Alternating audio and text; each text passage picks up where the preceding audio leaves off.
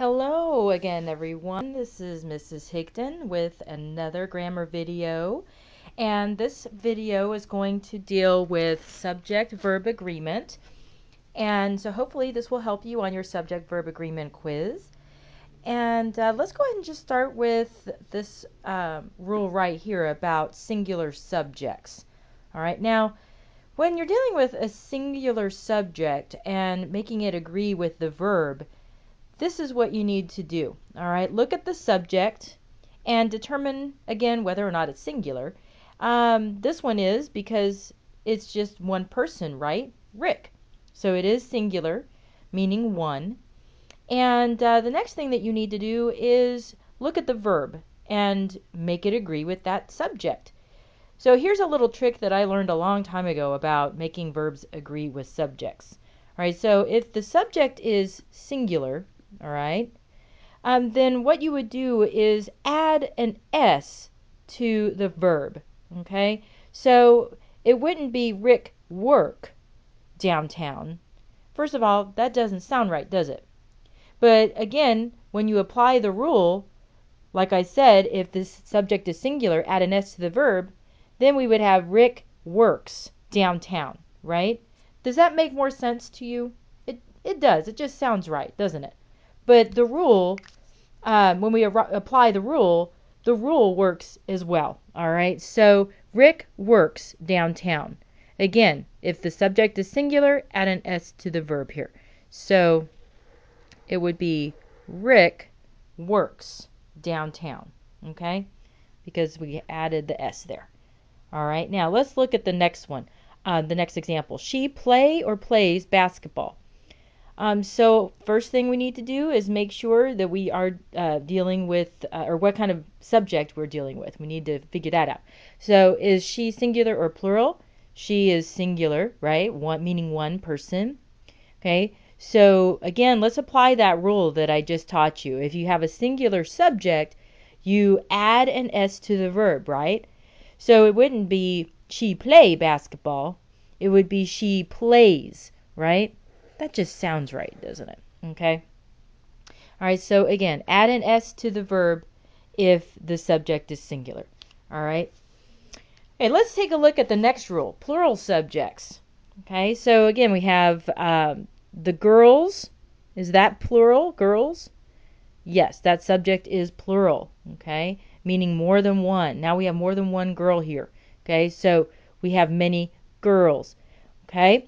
All right, so since the subject is plural, okay, because we have an S there, then we need to drop the S from the verb.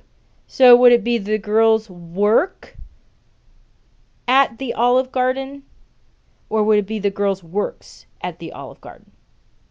It would be work, right? And again, the trick is if you have a subject that is plural, okay, then we drop the S from the verb. Okay, so we would be left with work. Okay, the girls work at the Olive Garden. All right, now let's look at another example. People. All right, is the subject singular or plural? The subject is plural, right? Many people. All right, so again, if we apply the rule that I just taught, all right, if you have a plural subject, then you drop the S from the verb. What would it be? All right, people drive too fast on the freeway, or people drives too fast on the freeway. Well, it would be drive if we apply that rule, right? Because we drop the S from the verb. So people drive too fast on the freeway. Okay. All right, next rule. When the word and is in the middle, okay, of the subjects. So this is what we do if and is in the middle of the subjects, all right? Let's just look at this example really quick. Rick and Mary work or works downtown. Well, the first thing, you have this and here, right, between Rick and then Mary. All right, so we have two subjects separated by and, right? All right, now here's a little trick again that I've learned a long time ago, and I've used it, for a very long time, and it's worked really well for me. All right, and my students. So here's the trick: if you have two subjects joined by and, you can replace all of this with they. All right, the word they. You see that? Let's see. All right, so you can replace it with they.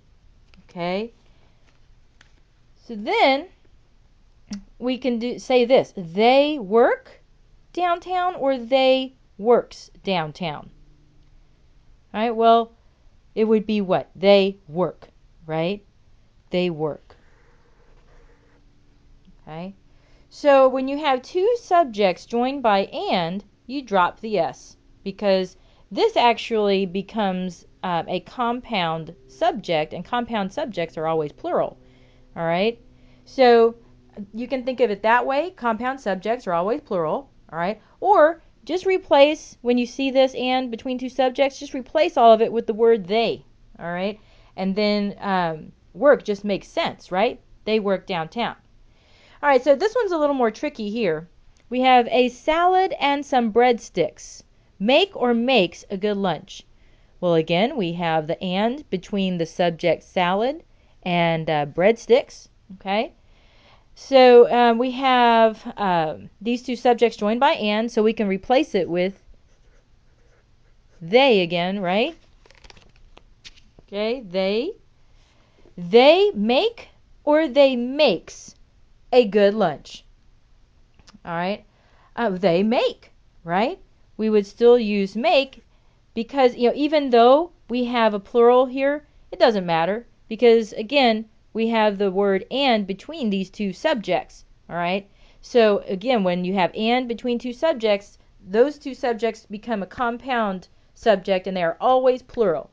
And then we can just put the word they in the place of all this and say they make a good lunch. All right, and that makes sense. All right, moving on to the next rule. When the word or is in the middle. Okay, so now we have Rick or Mary work or works downtown this weekend. All right, so the thing we need to look at here is this word or first. Okay, and then we have these two subjects on both sides of or. Okay, all right, so or, now here's the trick. All right, whenever you have the word or between two subjects, you're always going to look at the subject that is closest to the or. Okay, so we're going to look at this one right here. So now we're not even going to pay attention to this. Okay, we're paying attention to this. So when you have or in the middle, we look at this.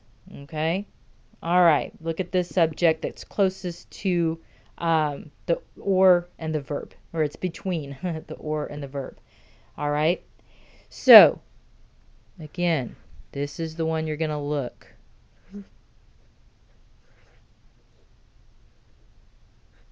Okay, we're going to look at that one. All right, okay, all right, so you have his little glasses on there. Isn't that cute? Okay, all right, so we're looking at this subject here. So Mary work or works downtown this weekend. Well, Mary is singular. All right, one person. All right, therefore we're going to use works, right? Because of the s here. We add the s. If the subject is singular, add an s. Okay? So Rick or Mary works downtown this weekend. Okay. Next one, either a salad or breadsticks. Make or makes a good snack before dinner. All right, well, here again we have or between the subjects, right? And we're going to only now look at the subject that is closest to the or and the verb, or the subject in between the or and the verb, which is breadsticks, right? So notice we have an S here, okay? So this is plural, breadsticks. So remember that rule, if you have a plural subject, all right, then you need to do what to the verb? Breadsticks make. So we drop the S. Okay, so either a salad or breadsticks make a good snack before dinner. Okay? All right. So those are the rules that apply when or is in the middle of two subjects. Okay? All right, now here is one more rule. We're almost finished. All right, when a phrase is in the middle, the car in the back parking lot has or have a loud engine. All right, well, let's take a look at this. We have what is called a prepositional phrase here. In is the preposition. In where? In the back parking lot. All right, so what I'm going to do is going to take my marker here. I'm going to cross that out. Okay, take it out.